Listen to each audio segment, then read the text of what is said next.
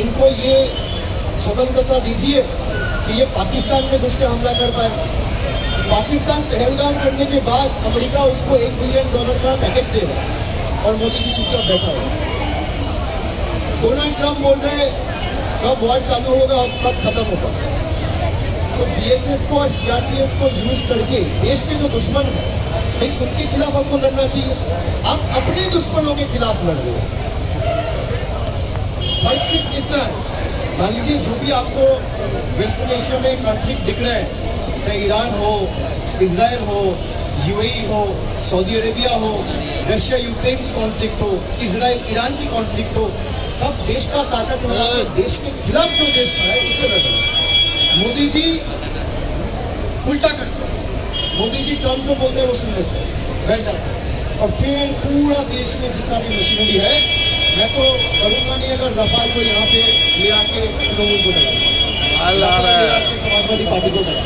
भाई रफाल आप भेजो पाकिस्तान, अब 1,500 करोड़ रुपए का रफाल खरीदा किस लिए? घुस के मारो पाकिस्तान में, कौन मना कर रहा? घुस के मारो बांग्लादेश में।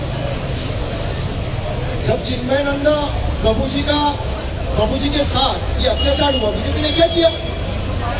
आज तक शेख हसीना को आपने रिफ्यूजी देके रखा है और आप कह रहे हो बांग्लादेशी का कोई जगह नहीं है। किस आधार पे आप शेख हसीना को रखे उनका बता दो, क्या है वो?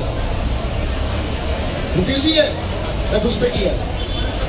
इतना बता दे खाली। सबसे बड़ा घुसपैठिया को तो आप पाल के रखे हो और आप कह रहे हो घुसपैठियों को ममता जी पालते हैं। बॉर्डर की जिम्मेदारी आपका है, सेंट्रल आर्म पुलिस फोर्सेज आपका है, सीआरपीएफ आपका है, इंटरनेशनल बॉर्डर्स आपका है, एसएसबी आपका है, कस्टम्स आपका है और जिम्मेदारी हमारा। दो एक साथ कैसे हो सकता है? तो आपने जो सवाल किया मैं समझता हूँ सटीक सवाल है कि अगर आप सारे बीएसएफ वालों को यहाँ भेज दोगे, आपने यही पूछा कि बॉर्डर पर सिक्योरिटी कौन करेगा, तो वो या तो भाई अमित शाह दे सकता है, वो होम मिनिस्टर है, या तो मोदी जी प्राइम मिनिस्टर का डिरेक्शन पे किया है वो दे सकते हैं, यही तो दे सकता है।